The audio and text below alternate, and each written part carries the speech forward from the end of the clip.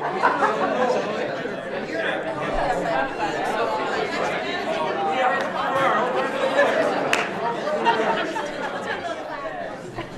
morning, everyone. We had hoped we could be in a big circle, and if you would like to be part of the big circle, there are chairs that we can add in easily. Yep. People always avoid the ones at the front, right? My name is Sue White. I live in Lincoln. I am an early educator. I'm a career early educator, and on my way down this morning, I was realizing that I know children in this school system from the pre-K level all the way through graduate school and beyond. And I am incredibly invested in what goes on in our schools. And why don't, before I get into my passionate talk about who I am and what we're doing here today, Peg Sutliff is one of the 3-4 teachers at Bristol Elementary, and she's going to kind of give us the lay of the land. Yes. So welcome. It's so nice to see so many people coming out on this super chilly morning. So glad everybody's here. So yes, I teach here at Bristol Elementary School. I teach 3-4, and I want to thank the custodians and thank the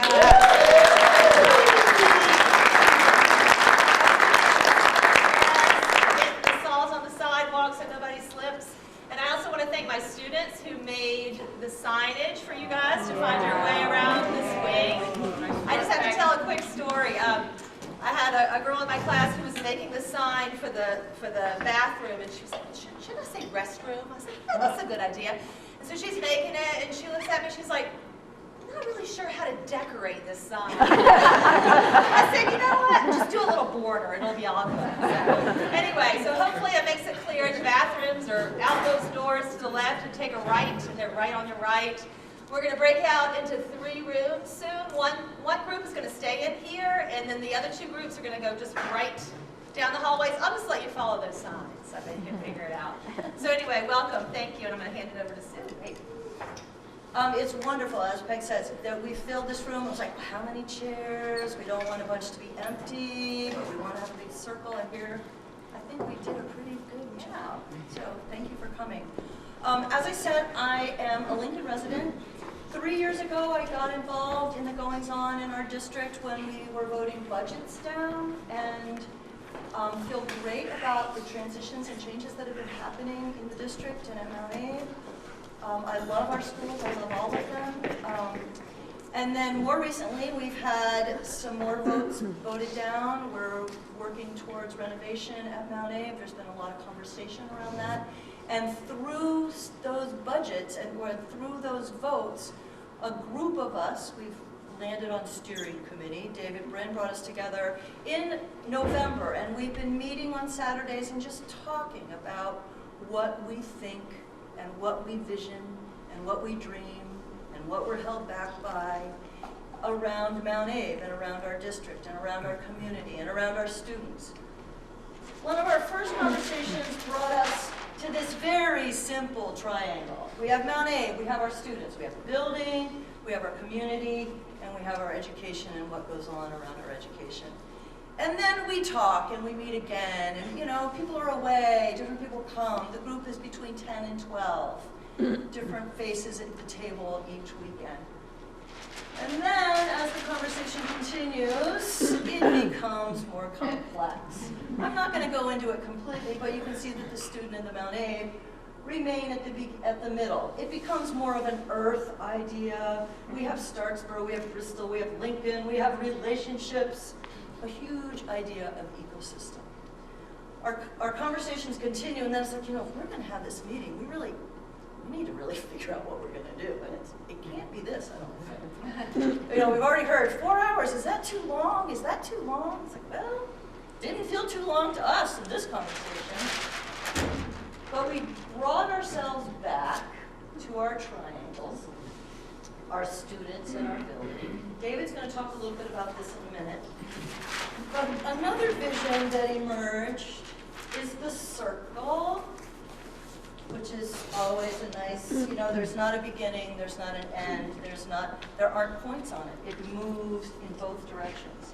We have students and we have engagement at the center in this one, and here we are. hopefully engaging, feeling the groundedness and the rootedness of our community. And we can talk about Mount Abe and the physical environment that we have there. We can talk about education and the learning experiences that happen there. And we can talk about our community, the 5 towns that make up our community and bring life to all of this as each of the pieces contributes to it. So with that overarching, twisted up, dug into conversation, we came up with this question to think about today. And the question is, how can community engagement support education and community in our changing times? Changing times is defined in many, many different ways, and I'm not even going to go into it because it'll take us back to that drawing with all of the colors. So, community engagement, education, community, changing times. I'm going to move this back. And these are the questions that we're going to drill down into when we break into our groups. We're going to talk about Mount Abe and the physical environment. How can the Mount Abe physical environment support learning? That feels like it just, you got things to say and think about on that one? The building room is the room that you might want to be in. The education room, education and learning experiences. How can the 5-town community support education at Mount Abe? So if you're really interested in what is going on there and how might my thinking add to a conversation, the education room might be the room you want to be in. And then we've got a room called the community room, the 5-town community. How can Mount Abe support our 5-town community? So if this question resonates with you, you'll be in the community room. And hopefully you recognize the circle here. Even though I agree they're linear, and we did create questions for each of us to drill into our rooms. So we're just going to, these will be here. We're fortunate enough to have John Elder, who is one of our community members from Bristol, join us this morning, and he's going to help us kind of think about how we're going to be thinking. And while he's helping us organize that and sharing his thoughts on that, these are here to ponder. Thank you, John. Me too. Well, it's great to be in this circle. I have not been part of this steering committee, and I was aware that people were talking about such issues, but when Louis DuPont called me and asked me if I'd like to say a couple of things in the beginning and explained the idea of this event and what had led up to it, I was excited to offer some of my thoughts. I won't speak very long, but I've got 3 reflections I'd like to share with you. The first is about this process. I love the process in which we have a civic decision to make. We've got a vote coming up. We have particular practical decisions to make. But rather than always focusing primarily on a decision, we're stepping back to think about its context in a way that will inform our individual votes and our collective vote, but more importantly, will enrich the conversation that continues beyond. Because the relationship between a community and its education, the education of its children, the education of all of its citizens, has to be a topic that's always at the forefront, that we're always thinking about and understanding the implications of it. The other member of this committee that I had a conversation with that really helped me to think about this moment was Sally Burrell, and we spoke, and then she wrote a kind of summary of some of the discussions that included some language that was helpful to me. One of the things she said was, each voice is a gift.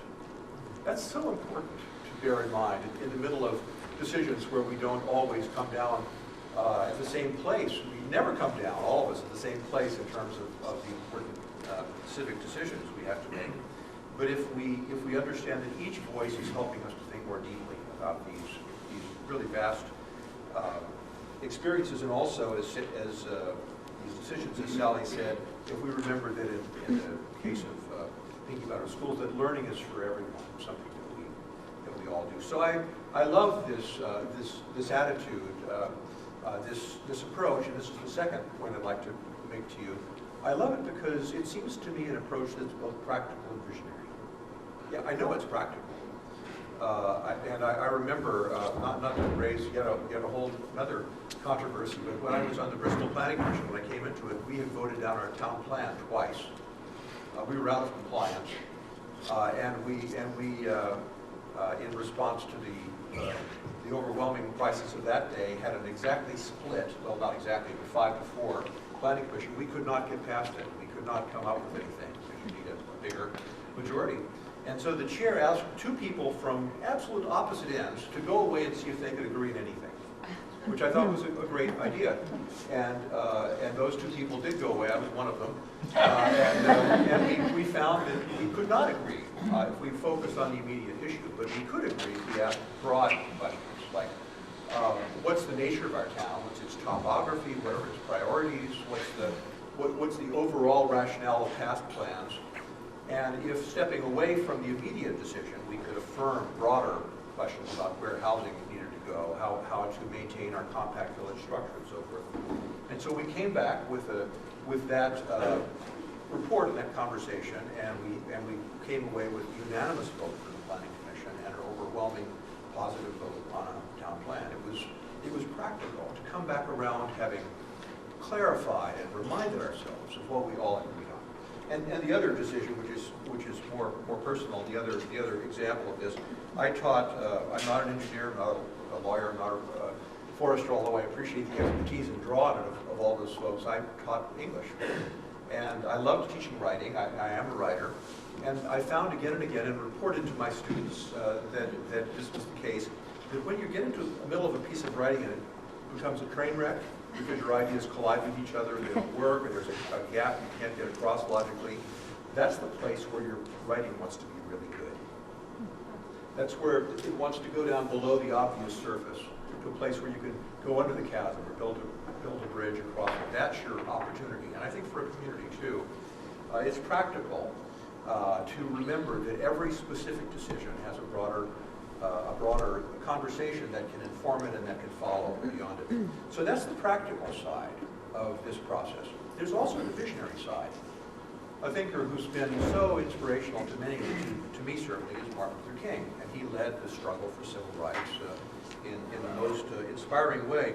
But he gave a speech in North Carolina in 1960 where he first began to develop the concept of the beloved community. And for me, it's his most inspiring idea.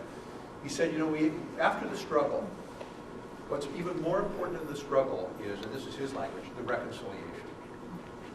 Democracy is a constant process of disagreement, which is great.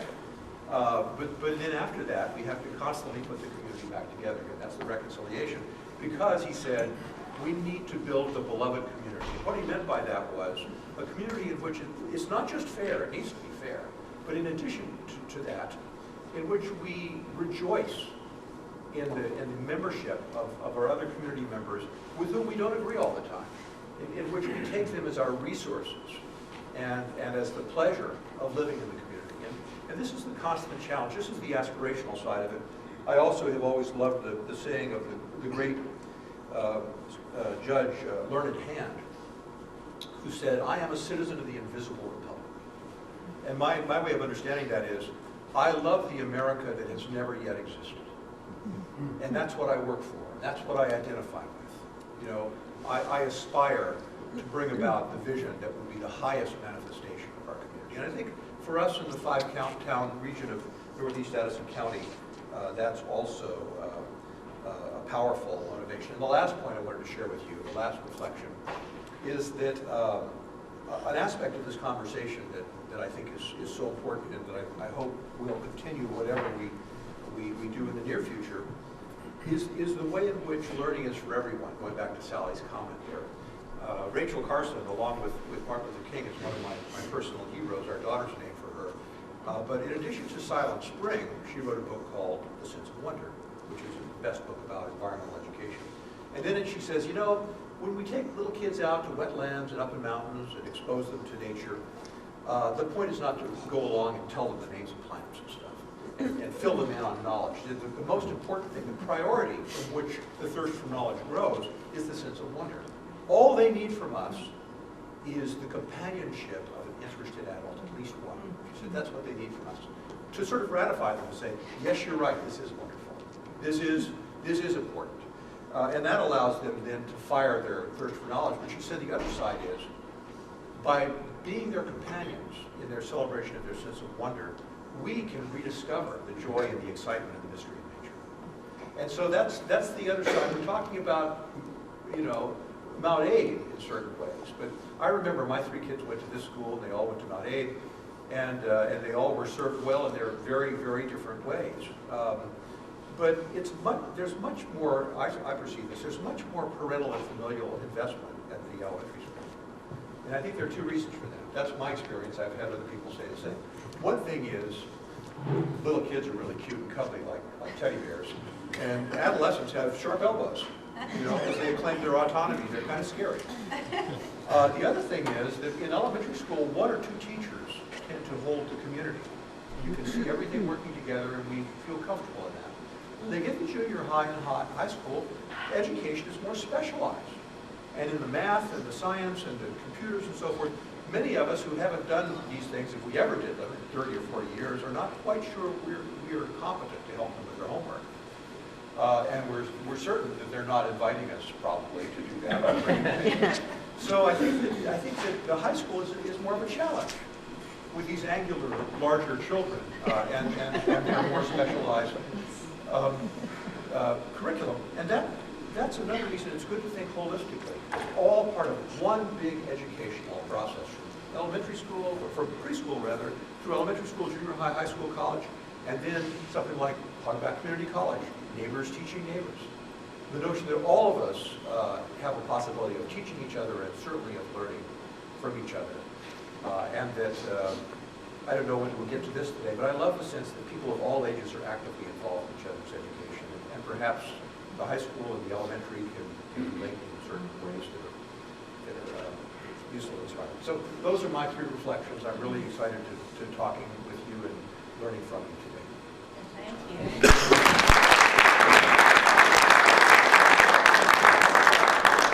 Sally Burrell is going to help us get to know each other a little bit better, which I think is a great way to begin.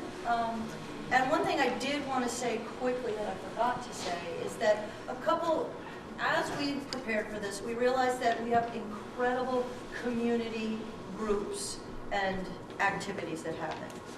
And we reached out to as many as we could think of, and a few of them have come today and shared some of their materials. So as you cruise around, and you know, I know that there are representations of different community groups here as well who didn't bring things. And just know that your neighbors are doing a lot of great things. And as you meet people, ask them what they do. And I think our circle will grow as we learn from each other. Sally, you can help us with that. Okay, great. Yeah.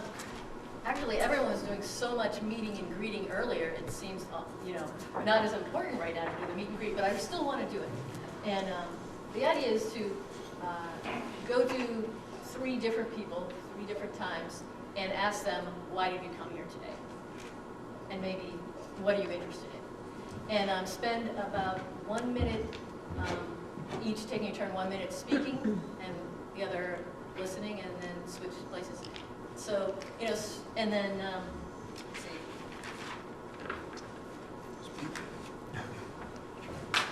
Yeah, we're just going to do that, and then we're going to, and then I'll call you back to seats, and we're going to go on from there. But the idea is to spend about a minute just really just listening while the other person has a chance to say whatever they're here and what they're interested in, giving us a chance to warm up and hone, you know, why we're here. So start by turning to someone close to you, and then find, for the other 2, get up, walk around, and find someone you don't really know. For the second one, and the third, the same thing, maybe someone you've never met. And just ask each other, why are you here? What do you care about?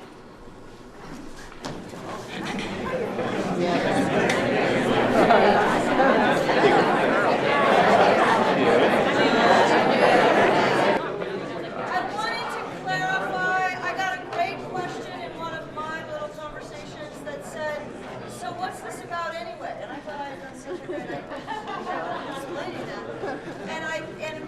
drilled back to me is that this process that we are engaging in, of really talking to each other, really noticing each other's gifts of their ideas, is a model that we can take forward.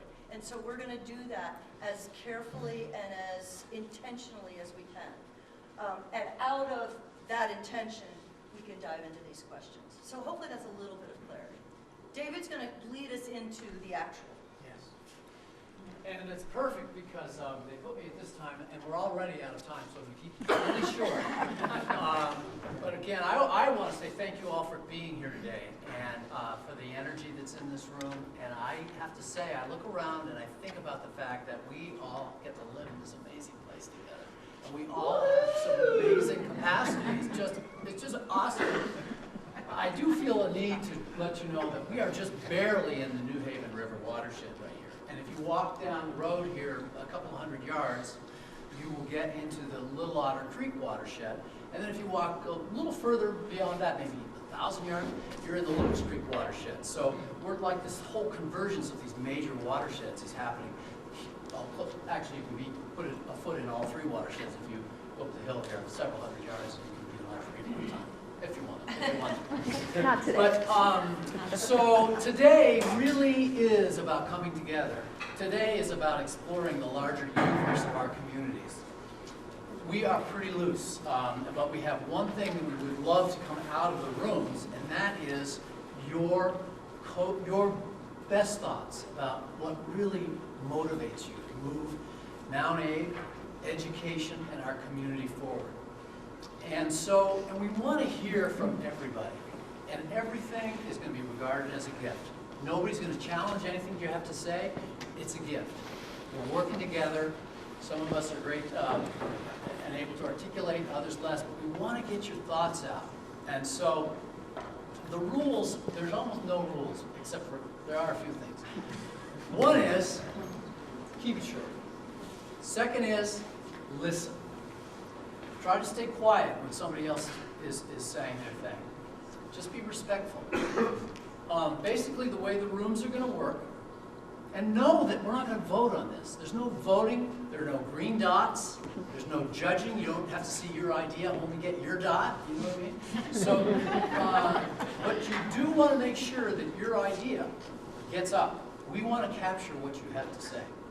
And your challenge is to make sure that either you write what you want to say and you say it and you put it up on the board, or if there's a scribe in the room and they put it up, make sure it reflects what is in your heart and in your mind, and then we'll move on. And so the way it's going to work is one group, the building group, I believe, is staying in here, or the physical grounds group, including the building, is here, and then we'll go down the hallway, and on the right in the library is going to be the education group, and right a little further down on the left is going to be the community group. And they'll each have questions. It'll kind of like get you sort of in the ballpark. But guess what? You're not constrained. You know, just let it rip.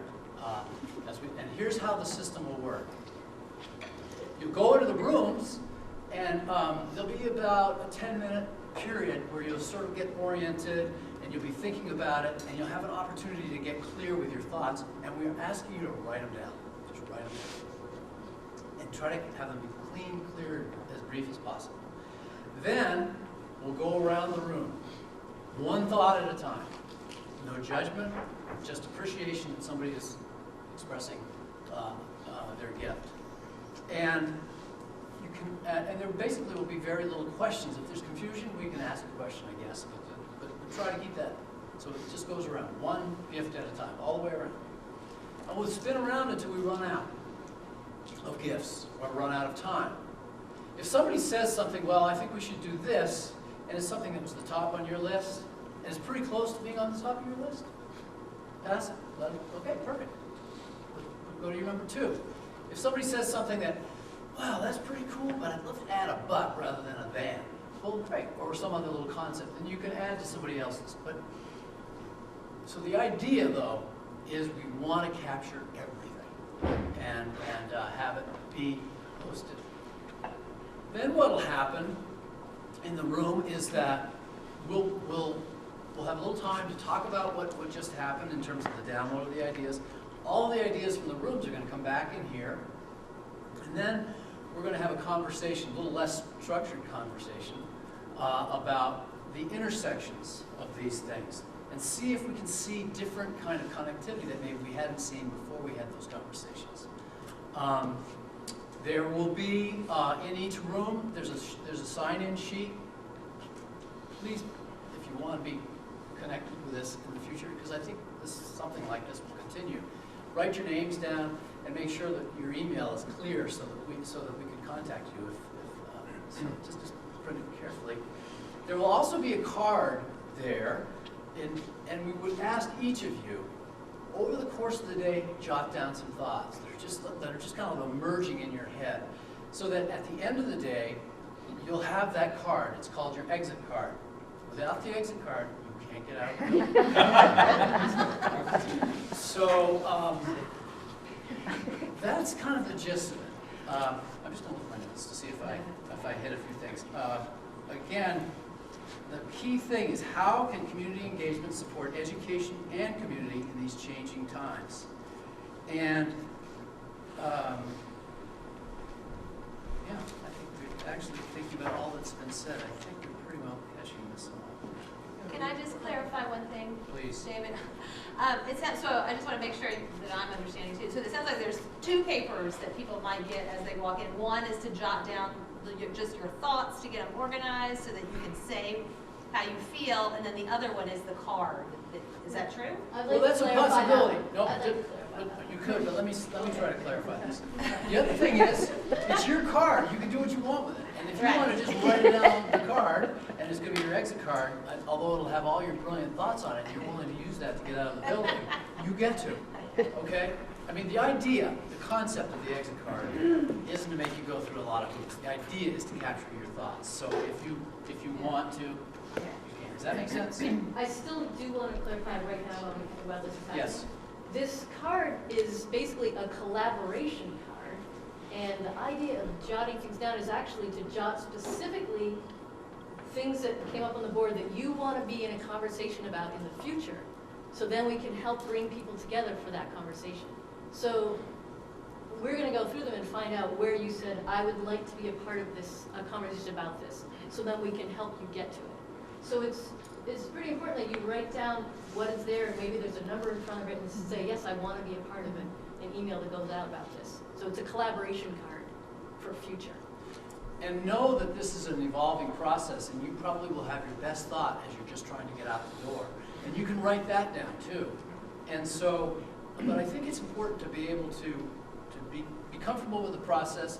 As Sally said, we do want to have your contact information. It'd be really cool to know if you're interested in actually jumping in and doing some delivering, moving us from where we are to a better place in whatever way that motivates you. So that's key. What's the time frame? The time frame. Oh. I have the time frame is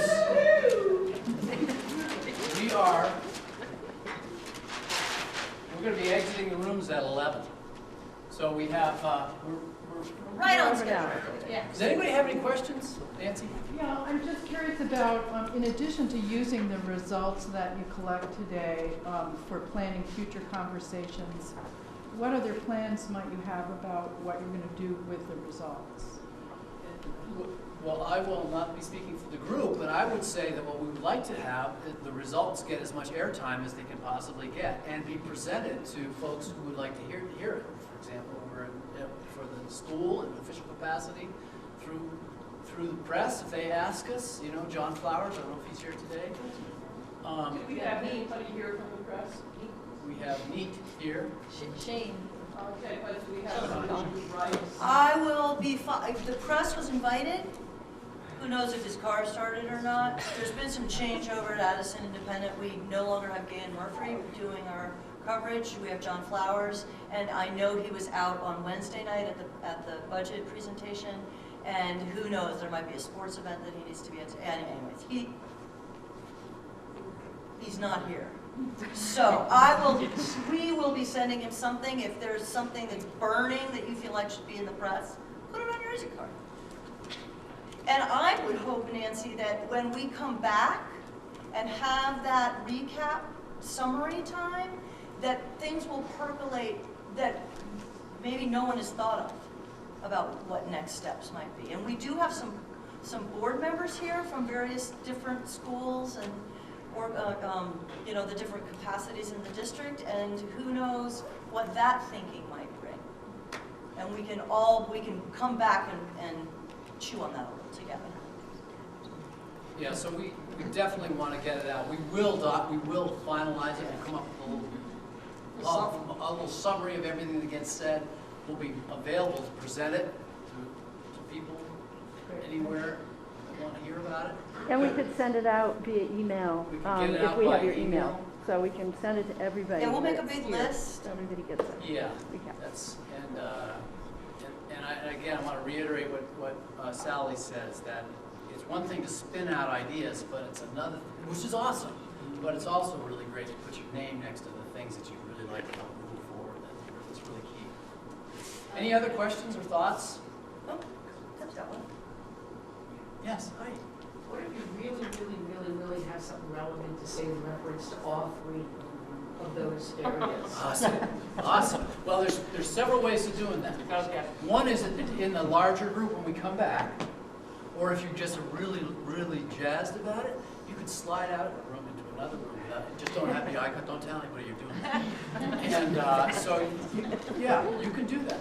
But I think that try to go to the room where you feel like you're really engaged. Make sure your thoughts are in there, and slide over there.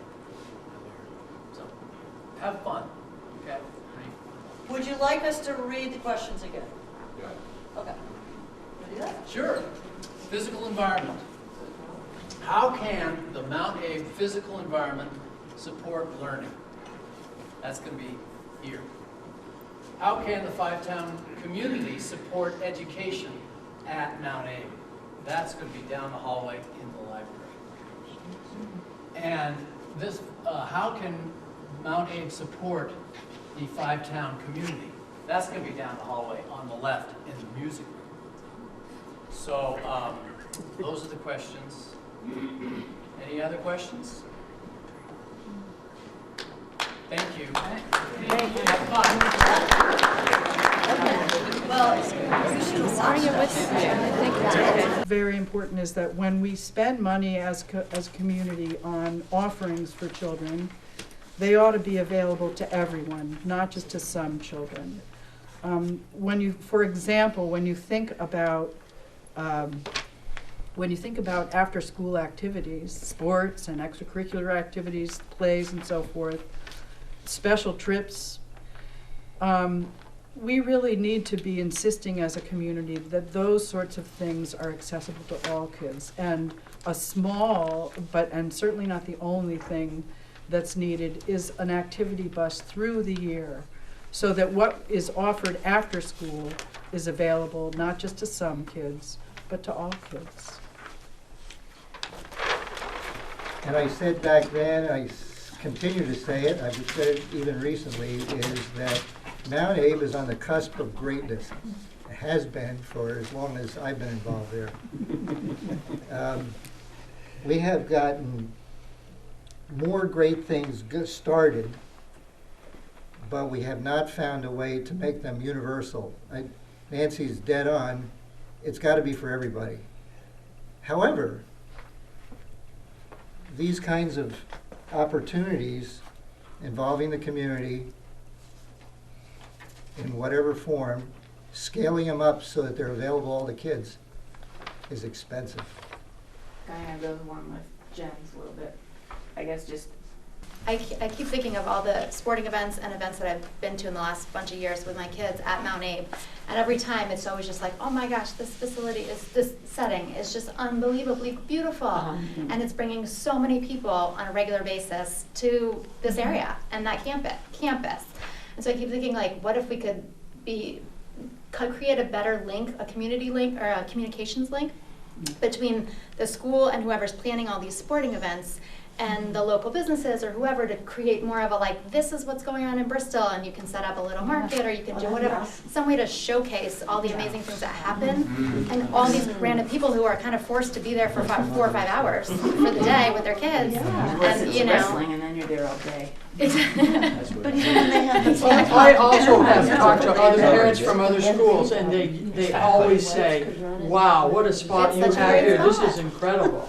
So much of what I'd like to sort of add to my long-term vision for the building kind of comes back to a few comments, like this is a 30-year bond perhaps, so we're investing in the next 30 years, and if we invest that money poorly, you know, we're really shortchanging the future, and that future might involve a lot more students. We may be in a dip, it may be coming up. I see lots of babies right now, including my own kids. Both had children this year, their first.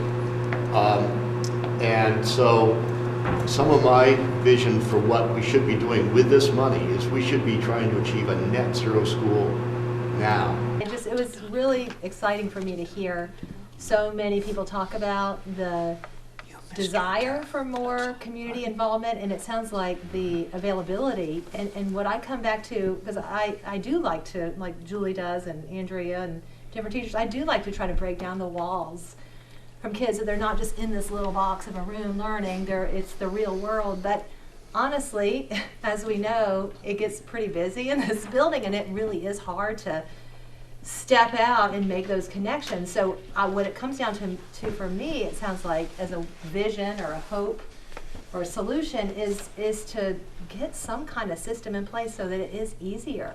Community forum or community board, and I'll commit my time once a month or even twice a month to this, where we can fill those spaces of that connection to the community, inviting people and collaborating closely with the school. That could be a really fantastic resource for school boards, for the administration, because then they have that sort of additional volunteers with such fantastic ideas who are willing to put their time into it and their resources, and can really substantively connect the school to the community.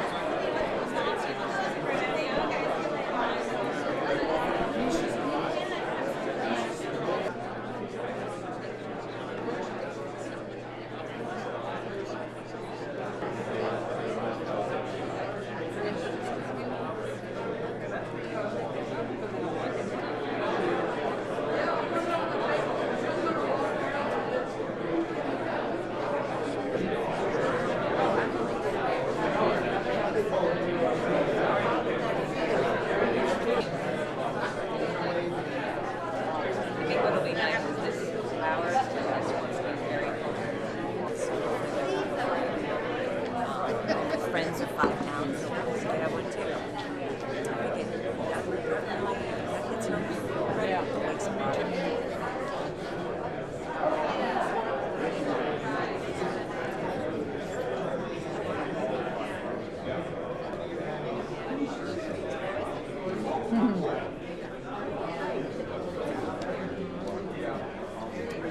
That was actually beautiful. There's some really cool stuff that came out of this. And so what I want to do while we still have the energy up is to just go to each one of the rooms and have people who were in those rooms, keep it short, bulleted, aha, wow, this is hot. This is really cool. We haven't heard this before, or this is a different juxtaposition of something that we've done before. Is that the... Okay, so it's really so that all of us get a sense of the whole. Don't you have to facilitate or start? Nah, well, they're going to do their things. They don't really want it. You can pick on anybody in your group so you can manage just take like a few minutes, starting with your group, Sally. Is that all right? Are you good with that? Okay, so Personally, we're not going to highlight any one or other idea because all the ideas are given to us, so we're so glad to have them. Which group were you? That was the building. And how does Mount A support learning? And so I'm not sure where to go with that now. Well, I had an idea. I mean, really, we can just open this up to everyone. In our group, we noticed there were so many sort of connections that people were making, like, wow, I hadn't thought about that. That's thinking about that in a little bit different way. That connects with something I was already thinking of. So if people would be willing to just throw out a couple of ahas, like, did anyone have an experience this morning where they were like, I hadn't thought about that? And could you tell it to us in a sentence? Ed? Donna, are you here? Donna said, community who is proud of their school, the school is successful. Is what, I'm sorry? A community that's proud of its school, the school is successful. They work together. What else? I had one. I thought that it seemed like there were so many people who acknowledged the same thing about getting the community into Mount Abe and there are people available. It was more about just finding a structure to make that happen because teachers and school staff get so busy and of course community members get so busy. So it just seemed to, for me, it was kind of like, what kind of system or structure or group can we put in place that could just let what wants to happen, happen? Louis. In our building group, to me, a little convergence that happened is there's doubts and questions around our demographics. What are we going to be 10 years, 20 years, 30 years in terms of student population? But there were also several people made the point that we need to get the community into the school, using the school more, and engage the community in coming to that place for learning and for other things. And to me, there's an aha there that we use the building more fully, and it protects us against uncertain populations of students down the road. I had this moment where all of a sudden I was re-visioning that entire landscape. We've got a plateau, a cliff, and then a jumble of a gravel pit. And all of a sudden, a couple things got said, and I started thinking of it as a completely different landscape. Can you talk more? No, I don't think I want to talk more. I think You can sign up for that. I don't want to get specific because I do think that the tremendous amount of money that it would take to re-landscape that may be worth it. He had a great student project. I was in the community group, how Mount Abe can support the community, and towards the end, somebody was saying that maybe the gym becomes the community center, the role of the community to build, so that we have something that's physical and that's the community center, but it's still part of Mount Abe. And it becomes a structure, it's something that's physical that we can grow and the school can benefit from.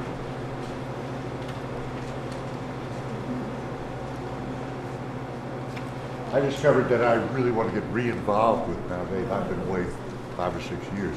But I've also been frustrated because there's no process, no place to go, no structure in which student activity would make any sense, like generating credit. So I wanted to get back. In our five-town community group, Kim, it was kind of your idea. Do you want me to spew it up? Yeah. There was amazing energy within the group, on entrepreneurial energy. There was things about lifelong learning, getting the old farts into the school, and all sorts of really cool ideas. I mean, really good, tangible, wonderful things that'll bring life to the school. And then one person said, yeah, that's all great, but how is it going to happen? And it was sort of like this light sort of came on that what is needed is an entity to step up to make it happen. And it isn't going to be the existing structure. It's going to be something that works with the existing structure, but that starts with the Fivetown community, people who want to make something happen. Like a 501c3 Fivetown Community Center at Mount Abe and into the communities. That's an organism that moves this forward. Because the school has its hands completely filled with all the stuff they have to do, the standardized tests, all this stuff. The energy that we were experiencing is different from that. If it filters through the school, as has been tried in numerous places, it's not gonna light. However, if we build on this notion of something that supports the school, supports the communities, that's a standalone, that fills the empty spaces, doesn't ask the school to do it, but asks of ourselves to imagine it, go, step up, serve on a group, manifest this thing. It could be a 501c3 through the Watershed Center, for example, which is set up for this very purpose. It could be a project of the Watershed Center. By next Tuesday, it could be starting to get donations. And if it runs, it'll become its own thing. But it's a thing that can hit the ground running. And it can be a place where people who have creative ideas, they want to have manifested, be manifested. And that little piece, I thought, was what was like the ignition. It's the ignition point for an amazing array of ideas that may not ignite if we don't have the reason that's there to make it happen.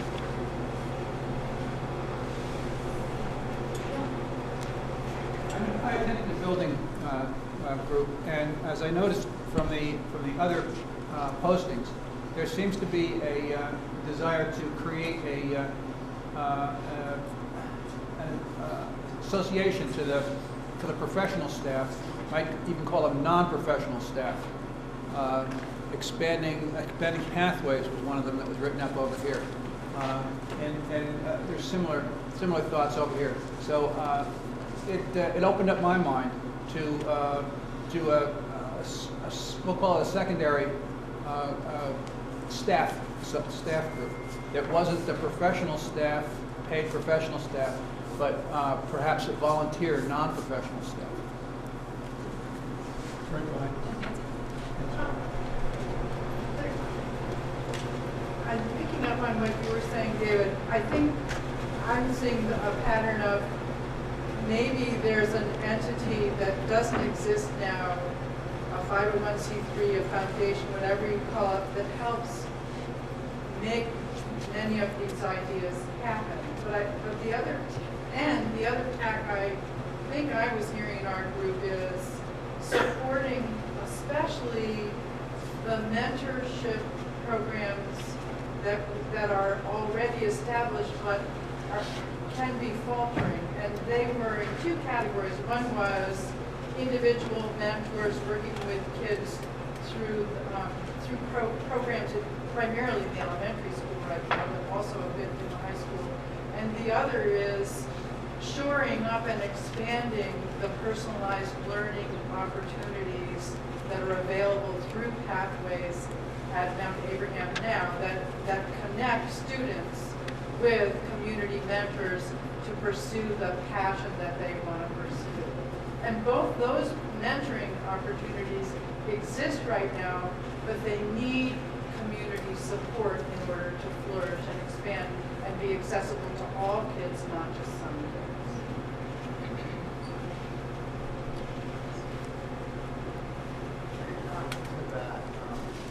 Speak loudly, please. Sure. So adding to that, Nancy and Patty and a few other people in the education group were talking about how we get access to the various programs, those two programs, and other things that are going on to kids who might not be able to afford it. That we do have a lot of kids in our district who aren't being able to make use of the opportunities that are out there. There are a lot of opportunities, but they're not available to everybody. So a simple idea was to create an organization that was simply to raise funds to create scholarships, whatever, for getting these kids into those programs. And that would be a simple organization. But also, you know, when you mention your numbers, and I don't really know what those mean, I think I know what those mean, but I came up with the idea that, I forgot your first name, Eric.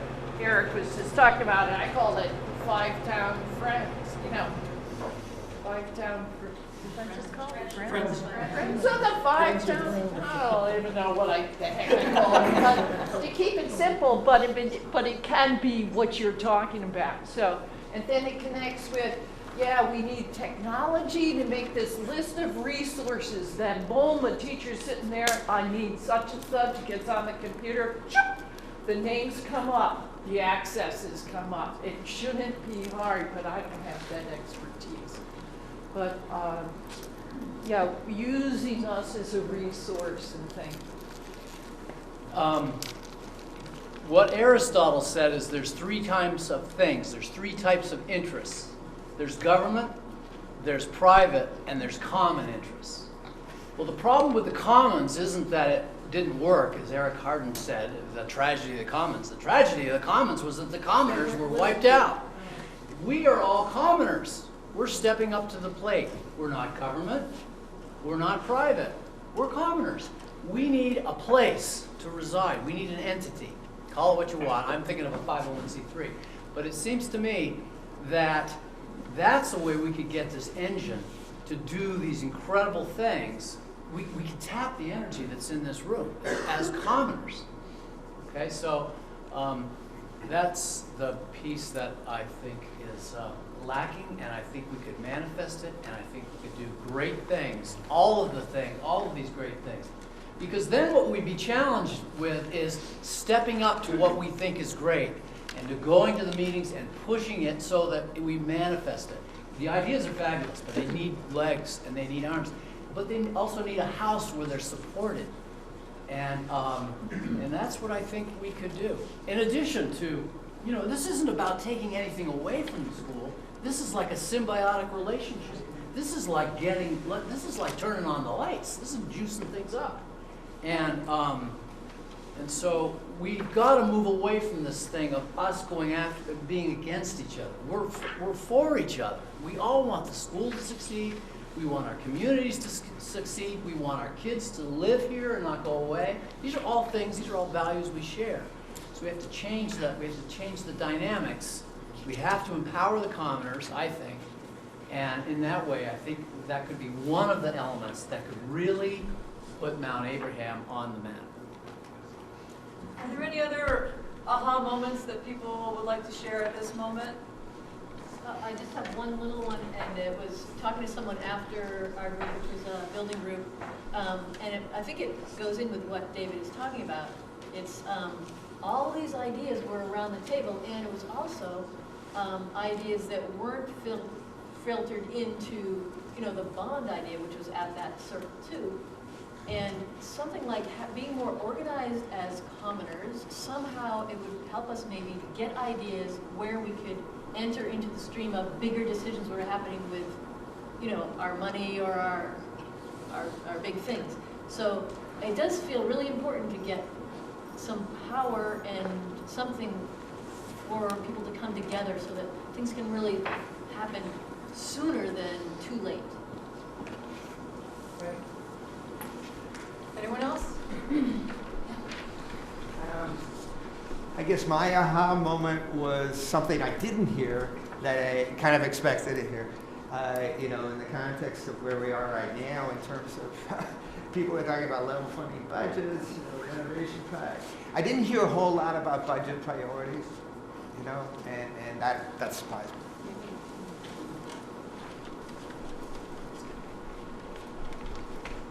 I don't want to grossly overgeneralize the sentiment in the building portion of this meeting, and as a representative of a very small electorate. But the conversation shifted a little bit from my perspective that, like, I was coming into this thinking that people were looking at this project like that they didn't want to pay because it was going to be too much of a burden on our taxes and too much of a burden on their ability to support themselves. But the list of things that came out of priorities for people that people wanted to support this high school was amazing. And it's going to cost a hell of a lot more than $17 million to get that list of priorities. So that was good to feel that people are really generally interested in investing in this project in some way, shape, or form. And the numbers that have been sent out are somewhere between $17 million and like $60-something million for their projects. But part of me is a concern that we have a building to deal with, and I don't want to, I'm cautious that some of this conversation is putting the cart before the horse. These things over here can come with a really well-designed infrastructure, and they will come. And this, if this momentum continues, then these things will happen. But I'm not convinced that this group right here is going to build a $60 million building that's going to be able to house the community. You know, but we can put our ideas together to come up with a number that can get us close to getting these things that can support really solid education. So I was inspired by the conversation that people want more than what we're talking about, or that's been published.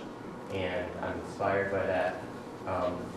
I feel like at this point the conversation might need to be like, yeah, we want these things, but we got to figure out what we're going to do with this building. And one conversation that keeps coming up that isn't really being addressed is what happens with a yes vote and a no vote on town meeting day, and what are the budgetary implications of that? Anyone else? I just want to question what it would take to get the 501 going. Like, do we need to all say AI and all that? Like, do we need to? I would say that been numerous projects that have started through the Watershed Center. That's why the Watershed Center, one of the reasons the Watershed Center exists, is to take these little tiny ideas, or big ideas, and give it a place where it doesn't get blown out by the paperwork, and be a project of the Watershed Center, which is a 501c3. So the legal piece of it is easy. Could start on Monday. The challenge is to create an organism where everybody could see what they want to do. There's an idea about like having a place where you do food, or there's a place where you are more entrepreneurial in terms of spacing out some of the real tangible notions of things that would happen at the campus of Mount Abe. But if people step up and want to make something happen, if the commoners step up to the plate, then that's step one. And then I'm going to pick on Jill because you're standing right next to me. Jill has this business that she would love to interface more with students and I don't want to be putting words in your mouth, but that was the gist of it. It's like, wow, how do we make that kind of connection? And this is something that is kind of drawing on what Nancy was saying. Then there's more entrepreneurial things. There's things like a crop that come out of the college, out of the school, all sorts of stuff. What's going to make that happen is people stepping up to the notion and saying, yeah, I want to do that. I want to move that forward. It's not about money as much as it is about vision and excitement and moving forward, minimizing, maximizing, optimizing, I would say, land and labor and minimizing capital and debt. And I think really the thing that should happen to make this happen is people have to step up to the plate and say, yep, I'm willing to devote some time to doing this. So do we do that this minute? You could add it to your exit card. You can add it to your exit card. Which, this might be a good time to, segue into, it's sort of in the spirit of next steps. What?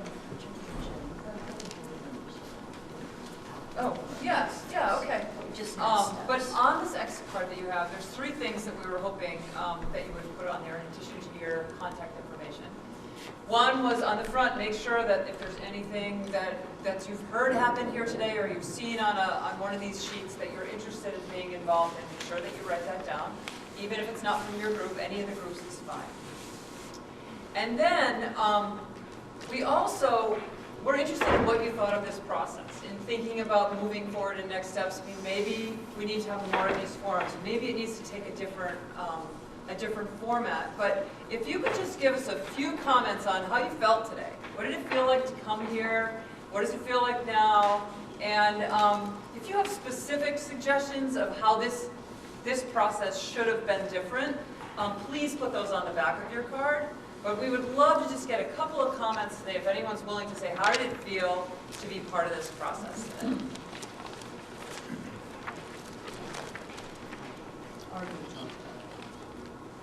If you already talked about it, can you just share it with us?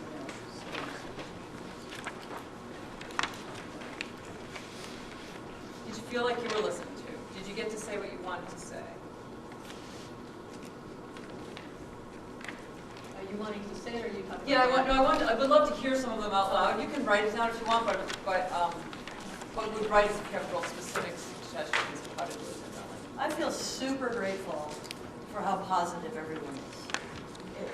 To me, it steps me off into 2018 in a really different space around how to approach our changing times, because I've been kind of consumed by our changing times in the last year and a half. This feels so positive, and I just want to say thank you, and I'm grateful for all of the voices.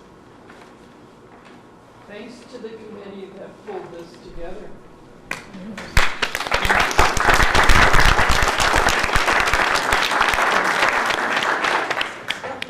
I suspect I'm not the only one who wished I could attend all 3 sessions. On the other hand, I guess that kind of spreads you a little thin. But, and people are busy, and getting them to show up is tough. But it sure would be great if we could figure out options when we do things like this in the future. Maybe it has to spread out over more than one day, or maybe, I don't know what, but the people who show up to this tend to be interested in the community, and they're not necessarily interested in one slice of the community. Yeah, actually, he's got his hand raised, and what I wanted to say is that it's recorded, and you can bring this up on the web, and you can watch what we did today. I think it'll be in parts. Yep. That people can see this at home, and they can, it can be shared. There's also a balance. We at one point were talking about having 2 breakouts so that you would have the flexibility to go to one, come back, go to another potentially. In the interest of time, obviously, we've been here for 4 hours now, and I was in the building one, and there was undone business there. Say nothing about trying to break that and break this 4 hours into multiple things like that. I mean, we really, it's really great we've got this commitment, this many people, this commitment, but to do the multiple breakouts, we'd be here until 2 or 3 o'clock in the afternoon. I'm not saying it's an answer. I was an hour and 15 minutes late for myself this morning. Got other emergencies going on, but you liked what happened in one group, and I liked what happened, and I would have liked to have figured out a way to be myself or something. Any other feedback on the process of this morning? So I'm Jen Stanley, and I'm a member of the Unified School District Board and also the newly formed Community Engagement Committee. And so we're just starting the process of thinking about how can we be connecting with people on questions like this. So it was just really valuable to be here today, to hear from folks that we don't often see at school board meetings. And so I'm really excited about how we might be able to continue to work together going forward. And you're welcome to reach out to me at any point if you have something to say to the Unified School Board Community Engagement Group. Anyone else? I'm Steve Rooney. I'm also on the Unified Board, and I'm ditto. Okay. Just in the future, if we have another one of these, you'll get some young parents here. Besides Daniel, if you have some figure out, and we can get mandated students to do that. Brilliant idea. That's a great idea, everyone. Yeah, Nancy. I think just to follow up on that, I'd be very interested. I mean, this was advertised as essentially a 7 through 12 conversation, and I'd be very interested in expanding, having a similar conversation that's pre-K to 12, and advertised that way. I mean, certainly many of the ideas we talked about apply to all the elementary schools and preschool as well, but still, I think that would help bring more people in as well as childcare.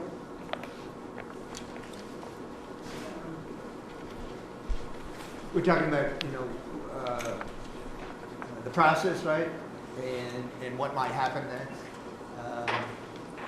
Just in the context of where we are right now, with what's been put out by the Unified District in terms of kind of a level funding, and then we got $1 million or more for the renovation project. And I see the need for a discussion around budget priorities, and it's pretty immediate because votes are going to come up. People are going to decide things, what they're going to put on the ballot. It's going to come up pretty soon. And so I'd love to see some sort of localized community forum kind of things in towns, in the actual towns, to talk about budget priorities, because otherwise we're not going to have a chance to talk to each other or express our views to those that are going to make decisions. There's a meeting coming up, isn't there? So there was actually a community forum about the budget this past week on Wednesday. Unfortunately, a couple days ago, Sean, well, it wasn't Sean, but Neat TV was there, so there is a video of that meeting. It did go, I think, about 2.5 hours. The Unified Board will be meeting 2 more times to discuss the budget. So there's a meeting on the 17th where the Unified Board will be loosely discussing what happened at that community forum and any feedback that we got from that. And then on the, I think it's the 23rd is when that budget would be adopted for, to be brought to the voters. So I realize that's not maybe what you're saying, but I wanted to let you know that's kind of. What I do want to say about that meeting, hang on a second, well, you were there. But what I was going to say about that forum, and I was like, oh, they billed this as a community forum. How dare they do that 4 days before our community forum? It was truly a forum. And it was a wonderful tone and tenor where our voices were encouraged and responded to in a way that was unlike formats that sometimes we have at board meetings. That conversation goes 2 ways. It's a thank you and there was a little bit of a conversation. It was awesome. Yeah, I walked away from that meeting very frustrated and upset, but other than that, I'm wondering how do I communicate with the Unified School Board? Is there an email address, because I've been upset and I want to reflect and I want to write and I want to give not just one person feedback, but the board feedback. And is the superintendent part of the Unified Board? Because he also needs to read what I write. So the superintendent is officially employed by the Unified Board. I guess employed this year he's employed by the supervisory union, and next year it's because we're okay. So I asked too much. So what I would suggest is that if you have comments that you would like to share with the whole board, then probably the most appropriate thing to do is to send them to the board chair and ask them to be shared with the board. Okay, so that's called the Unified Board Chair. And her name is I Dawn. can give you, it says So I'll Dawn just see you Griswold. later. Does anybody else want that information? Yeah. Okay. Do you want to just post it somewhere? I can put that in the notes. I can send that out. Yeah, so Dawn Griswold is the chair of the Unified Board, and you can, on the ANUSU website, all the members of the board are listed and email addresses are there. Thank you.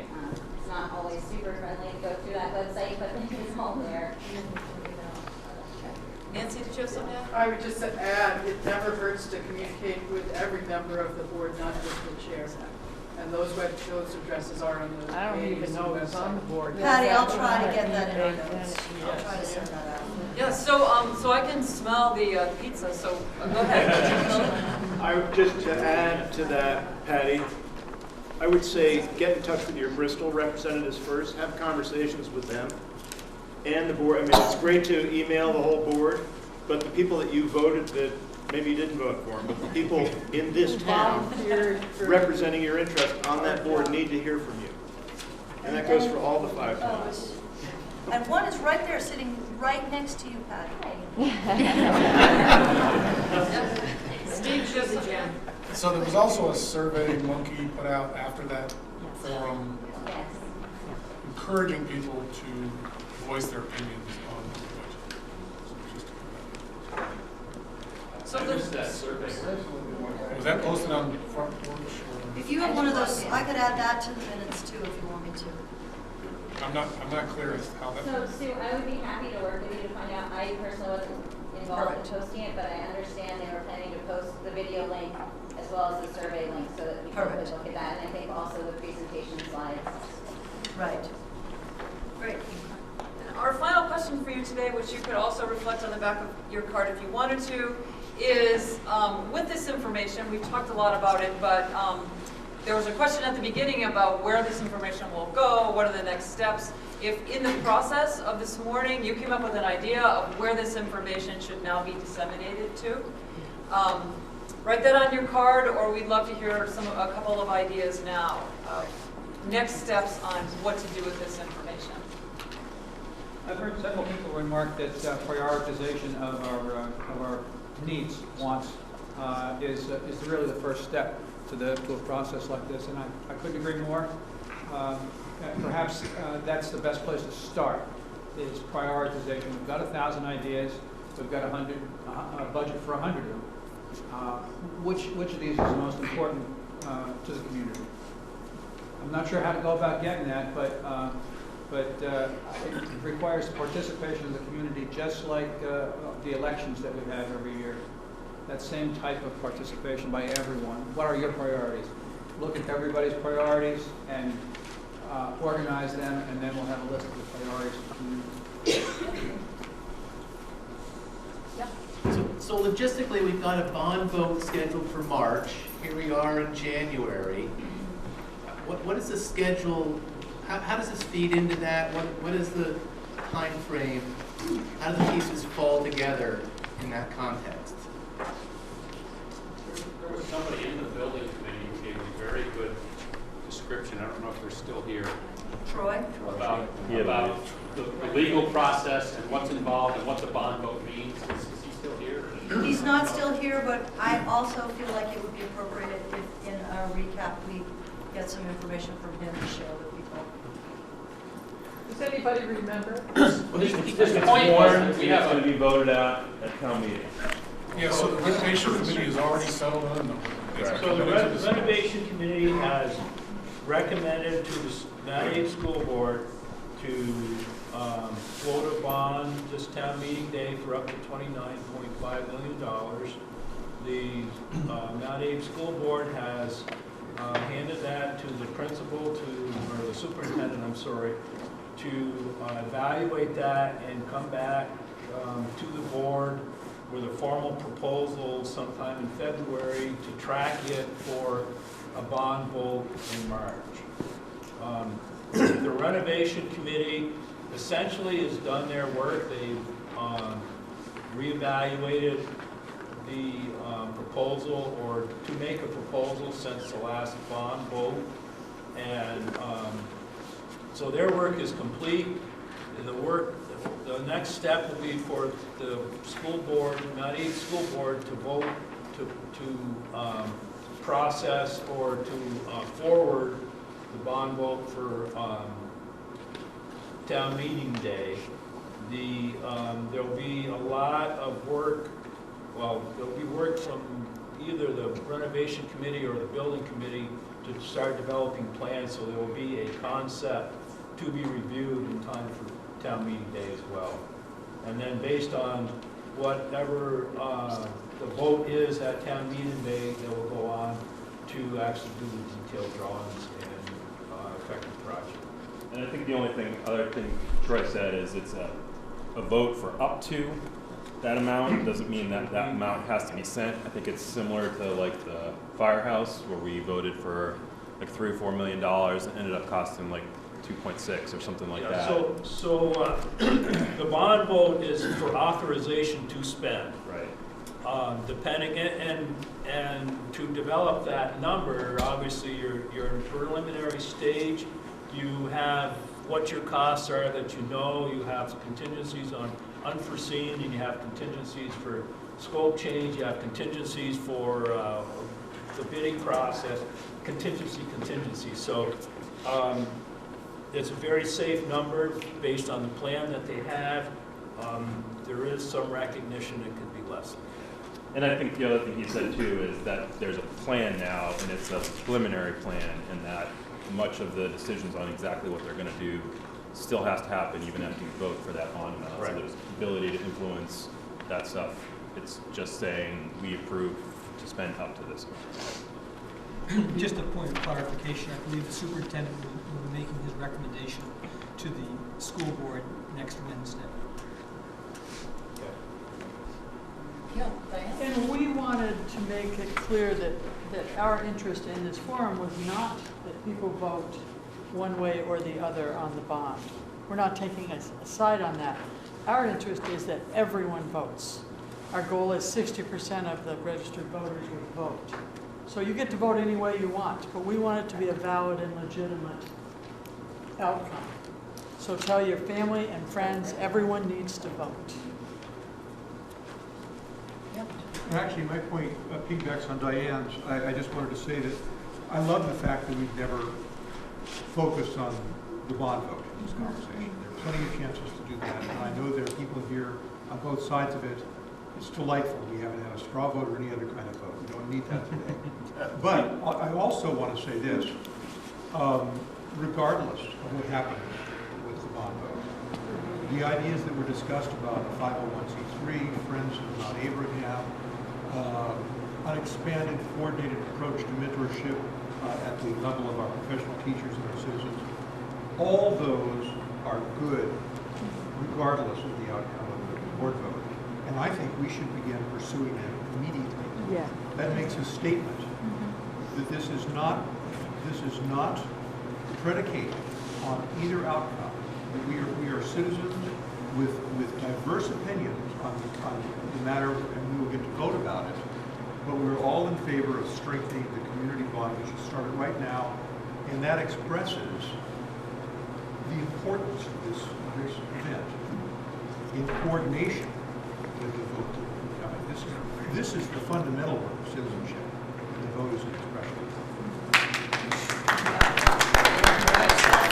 Yeah, we have lots of pizza back there, and don't leave without giving us your exit card.